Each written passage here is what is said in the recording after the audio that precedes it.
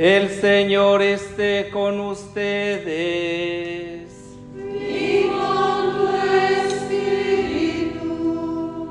Del Santo Evangelio según San Lucas. Gloria a ti, Señor.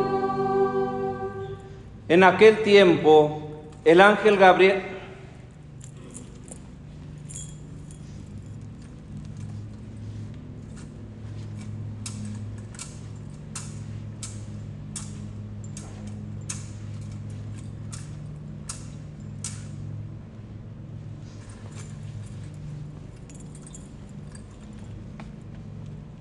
En aquel tiempo, el ángel Gabriel fue enviado por Dios a una ciudad de Galilea llamada Nazaret, a una virgen desposada con un varón de la estirpe de David, llamado José.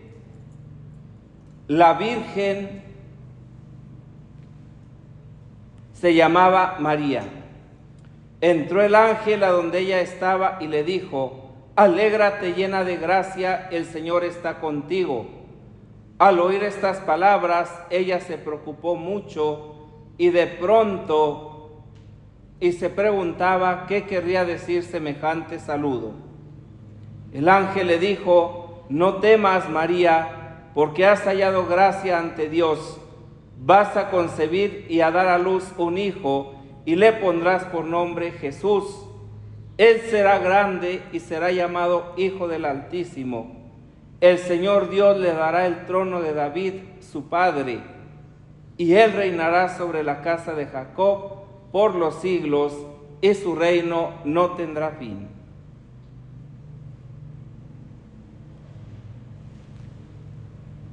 Palabra del Señor. Gloria a ti, Señor Jesús.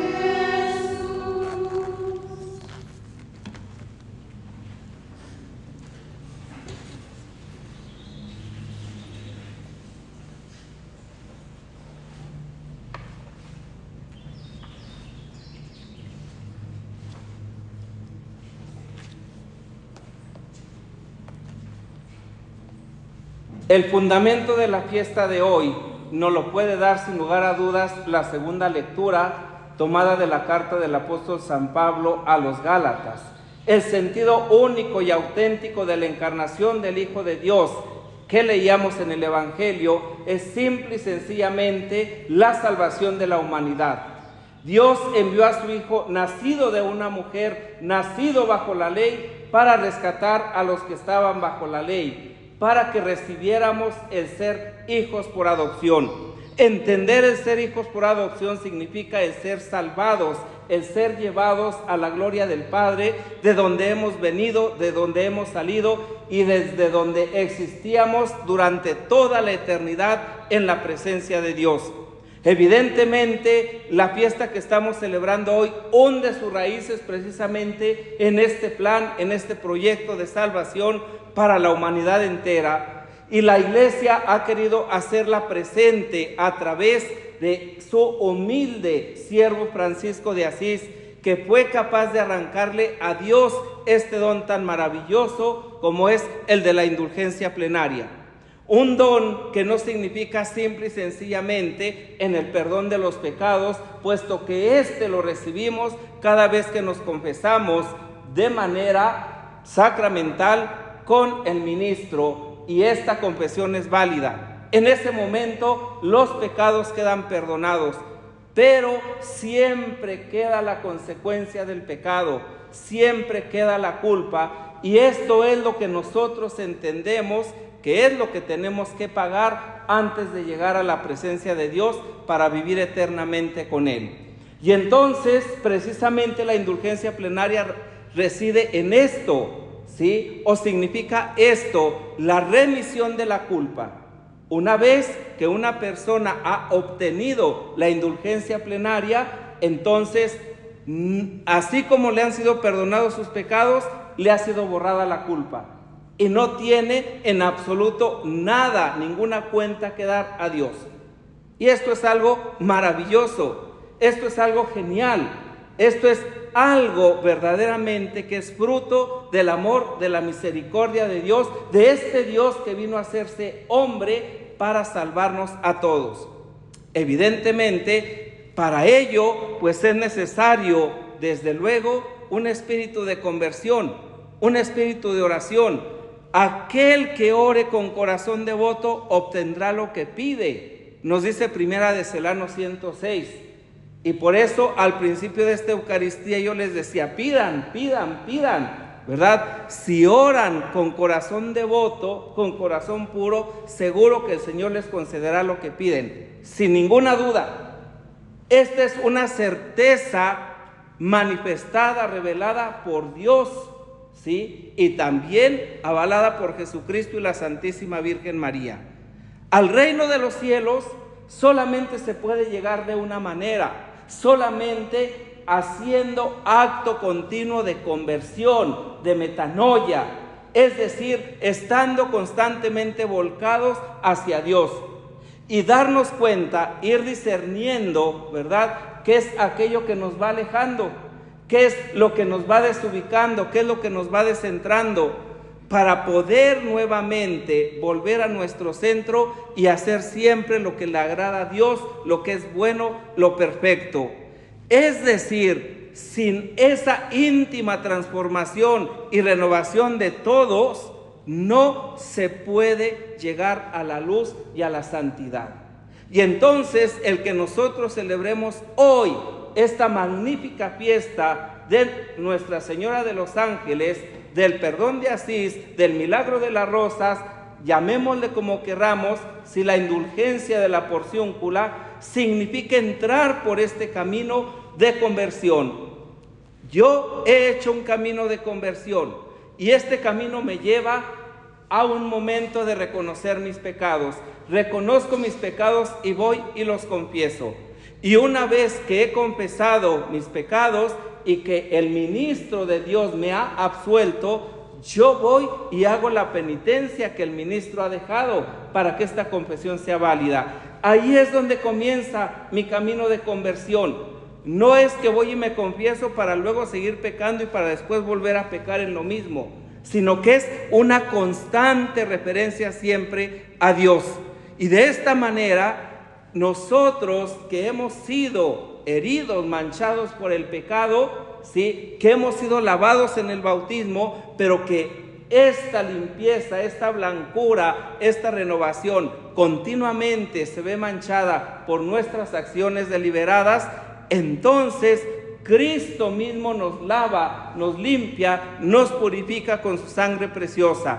Nos hace capaces de estar sanos en el Espíritu a través de su gracia, a través de su amor, a través de su misericordia. Y entonces la indulgencia, queridas hermanas, no solamente vamos a verla como un camino fácil, mediante el cual podemos, ¿sí?, evitar las penitencias, mediante la cual podemos evitar una permanencia alejada de Dios después de esta vida. No, sino que la indulgencia la tenemos que ver como ese sostén para nuestra fidelidad. Es decir, Dios me ha concedido la indulgencia, el perdón de mis pecados, ¿sí?, la remisión de la culpa, y yo quiero mantenerme en este estado. Es como si nuestra alma, como si nuestro corazón, como si nuestro espíritu estuvieran constantemente iguales que el Espíritu de Dios, que para eso todos hemos sido llamados.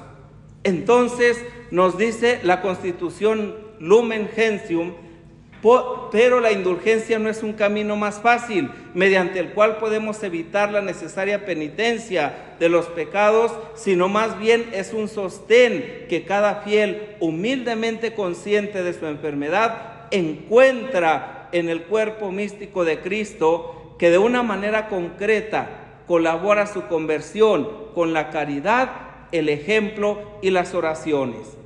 La Iglesia precisamente es la que provee esta medicina, de tal manera que la penitencia no es un castigo. La penitencia es la medicina que me ayuda a mí a curar, que me ayuda a sanar, que me ayuda a reorientar mi vida. Y un ejemplo excelso de semejante penitencia y de semejante penitente fue efectivamente Francisco de Asís, el cual admiramos, ¿sí?, también expresado como el hombre nuevo, creado a imagen de Dios en la justicia y en la verdadera santidad. Él no solo ofrece un ejemplo validísimo de aquella conversión a Dios y de una vida auténticamente penitente, sino que nos ordena en la regla, nos exhorta para que perseveremos en la verdadera fe y penitencia, porque de otro modo nadie se puede salvar. Regla Novulada 23. Así, en el comentario al Padre Nuestro, implora de esta manera al Padre que está en los cielos: y perdónanos nuestras deudas por tu inefable misericordia, por la virtud de la pasión de tu amado Hijo y por los méritos e intercesión de la Beatísima Virgen y de todos sus elegidos. Entonces, esto que nosotros estamos celebrando significa participar de la comunión de los santos. A la cabeza, desde luego, ¿verdad?, su Santísimo Hijo, nuestro Señor Jesucristo, y después de Él, la Santísima Virgen María, y después todos los santos y santas de la corte celestial, y principalmente nuestros hermanos, nuestras hermanas que nos han precedido. Con mucha razón se puede creer que esta exhortación de San Francisco, así como aquel admirable amor por el cual fue motivado a pedir la indulgencia de la porciúncula para todos los fieles, haya nacido del deseo de participar a los demás la dulzura de ánimo que él mismo había experimentado después de haber implorado el perdón de las culpas cometidas. Sabemos perfectamente que tras la conversión de Francisco de Asís, él constantemente tenía ese escrúpulo, ¿verdad?, de pensar o de saber si el Señor verdaderamente le había perdonado, si lo que él estaba haciendo era agradable a su presencia, si verdaderamente la remisión de sus culpas habían quedado olvidadas y el Señor le concedió saber que efectivamente todos sus pecados cometidos antes de su conversión le habían sido perdonados. Francisco experimenta una dulzura profunda, una alegría grande, una esperanza que se lanza desde ese momento al reino del Padre.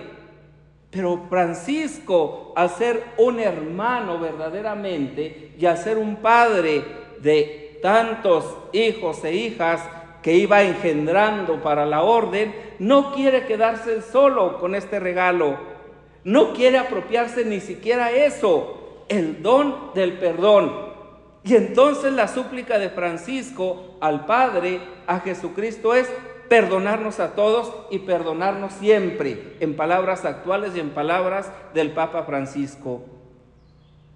Cuando Francisco logra esto de parte de Dios, es la Santísima Virgen María la que, viendo a su Hijo, ¿verdad?, con su cabeza asiente, como diciendo: concédele lo que te está pidiendo, ¿sí?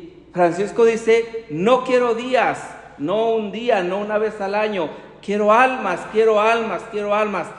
Y a partir de ese momento, ¿verdad?, cuando se le concede, quiero mandarlos a todos al cielo. Esto a nosotros hoy nos puede sonar rarísimo y pensamos que solamente fue una locura de Francisco, y quizás también podemos pensar que solamente fue algo propio de la época medieval. No, nunca como hoy tiene vigencia esto precisamente de las indulgencias. Y la indulgencia que estamos celebrando hoy, que por cierto la podemos aplicar cada uno por sí mismo o por un difunto solamente una vez, evidentemente, ¿verdad?, pues es precisamente la conciencia de que el mundo está necesitado y urgido de conversión, que es necesario comprometernos con el reino de Dios, que es necesario ser auténticamente hombres nuevos Y que una vez que se experimente el amor y la misericordia de Dios, hacerlos partícipes a todos de este amor y de esta misericordia.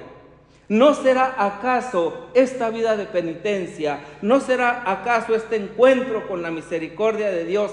¿No será acaso este experimentarnos misericordiados y compartirlo para que otros puedan hacer el mismo camino lo que transformará el mundo? ¿No será una conciencia plena, absoluta de pertenencia a Dios y de un amor fraterno entre nosotros lo que salvará al mundo?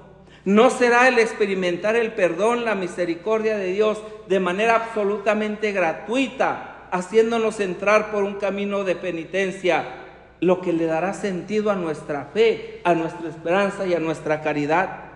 ¿No será la firme decisión de poder vivir y de poder anhelar el estar santos delante de Dios y de nuestros hermanos, no solo como un ideal, sino en la vida de todos los días, tratando siempre de agradar a Dios y a los hermanos, no solamente por conveniencia, sino porque nos hemos encontrado con aquel que ha hecho que agrademos, porque Él nos ha misericordiado?